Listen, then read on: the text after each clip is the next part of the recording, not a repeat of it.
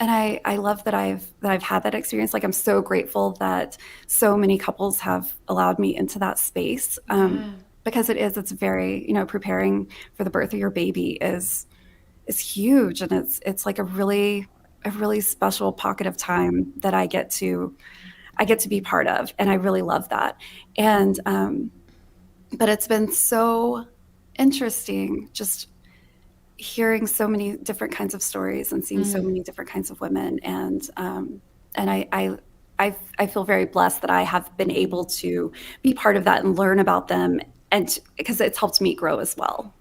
I can see the back and forth of it because things you're learning from them, you can either take on certain rules or changes or Mhm. whatever works and put them to use towards your family, or things that worked or didn't work, you can also share with them and Yes. kind of Hmm.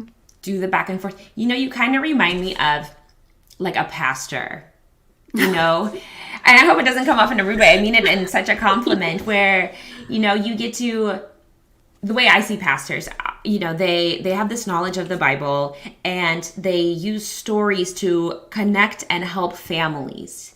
And they inspire people and they encourage love and, this family union. And you kind of almost get to do that. You talk with these families and you get to take on this really private, really emotional and almost sacred moment in their Hmm. life of Yeah. bringing a baby into this world, first, second, third baby.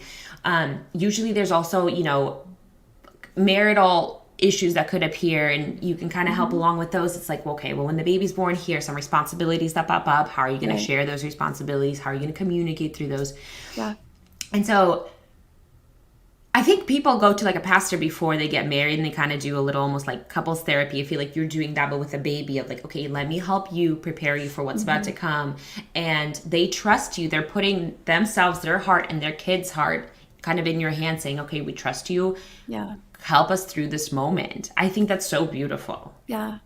It is. I think it's like magic to me. I mean, just so the classes that I teach, they vary in length, but the one that I've taught the longest, it's a 10-week class. And so when they first come into the class, they are, like, I don't really know what to expect. What is, why is First day in class. yes, why is this Yeah. class 10 weeks? Like kind of really, really unsure.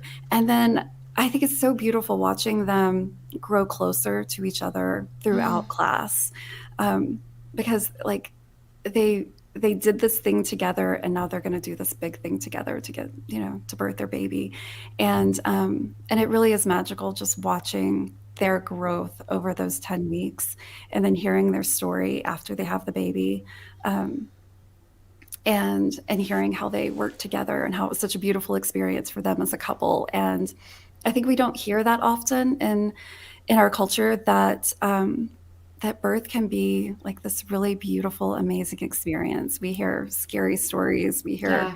birth trauma, Yeah. and so, I mean, usually the first day of class, we're talking about birth, and I'll say, giving birth was my favorite thing I've ever done, and Well, it really, really was. Like each time was amazing. And my last baby, she's 5. She's the cherry on top of our family. Like, she's just the sweetest, cutest, little funniest thing. And her birth it was amazing. Like, it was just magical. And we don't hear that, like, yeah. really ever. And so, by the time they leave class, they're confident. They've grown closer together. They've had these wonderful conversations with each other about how they want this birth to go, and how how their family's growing. And it's really like, it's I could talk about this all day. It's just my favorite thing. It I really is magic love to me. it. So It's so silly watching you just talk about it. You love it. yeah. You really love it. You were made to do this. You have Um, found your calling. It just fits. It works and it makes sense, and I love that you're doing exactly what you want to do, and it involves not only helping your own family, because through all of mhm. this, God knows how much stuff you're learning, but you're helping so many families. Yeah. Yeah, I It's love it. so incredible. Thanks. Thanks. It's what an honor. Yeah, it really is. I really do feel like super lucky that I get to do this, that I get to be just this Yes. piece of somebody's birth story. So, I wish I had you out here. I have a very, very opposite story. mhm, We got pregnant. We could only see the doctor at week 20. We had mhm. moved, so we just went to the first doctor that was able to see us. Okay. Um, she kind of scared us. We were originally going to do home birth, but she scared us with a horror story that this mom like bled out, and so she was just afraid that things would go wrong. So we turned away from a home birth and did hospital birth. I was really intimidated at the hospital. I didn't know what to expect because of COVID. There's no classes available, so we didn't take Okay. any classes, didn't learn anything. Yeah. Um, and then overall, the way you talk about how the couples can learn things, I think that's something my husband and I could have really benefited from. I think we've Mhm, learned a lot through this last year mhm. um, of how to maneuver now with this new person who's occupying 100% of my time. Yeah. Um, but we're just getting over the hump of understanding that we both hold different things. We both have different things we have to do, and how do we talk about them? What's the responsibility? Um, but we struggled. We struggled through a lot because at times I feel like I'm doing everything. I'm sure at times he feels like he's doing everything. Yeah. Um, but I feel like we could have been more prepared. We've learned so many things through our experience of Mhm. being first time parents, and you just learn, and so you adapt and you Right. figure it out. Yes. But I feel like if I was a little bit more prepped, perhaps that transition would have been smoother. Because I think it was really just abrupt. Like we just had a baby, and then we were home. We had to figure it out, and we Yeah. did. And Of course.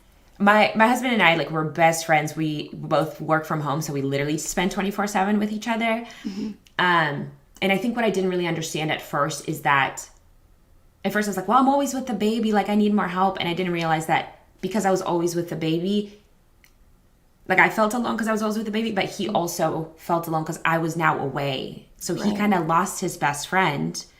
Yeah. But I felt like I'm doing everything. I'm like, why can't he commit? And he, and it took me a really long time to figure out. I actually just a few days ago sent him a text and I was like, hey, you know what? I haven't realized that I felt alone, and I was like in my own sad party, that I was so alone, feeling alone in my Mhm. motherhood, that I completely ignored his needs of, as a best friend who's always with him and love him and his wife. I accidentally and unfortunately separated myself from him because I was so busy with the baby, and he's Mhm. doing everything else for us to have this amazing life and just like supporting me and doing everything. But our roles are different, and I Yeah. was expecting him to be a mom, which he isn't. Mhm. And so I think I'm finally now, because I'm able to see that, I can recognize things a little bit better. But it took me a long time. And I think if we had a Yeah. little bit more just preparation, even talking to other couples or talking to somebody who's experienced like you, I think that transition would have been a lot smoother. Yeah. It's hard. It's really hard. I think that was something that would probably that surprised me when we had our first baby too, was just like how do we relate to each other now? How do I like even just, like I didn't even know that like touched out, like that was a Oh my term, gosh. you know? Thank you. I had no idea. And then I had this friend who was like, "Oh, I'm just so touched out." And I was like, "That's it. That's what I am too." Yes. And I didn't even know how to really identify it. And, Yes. so yeah, I think it is. I think it's hard.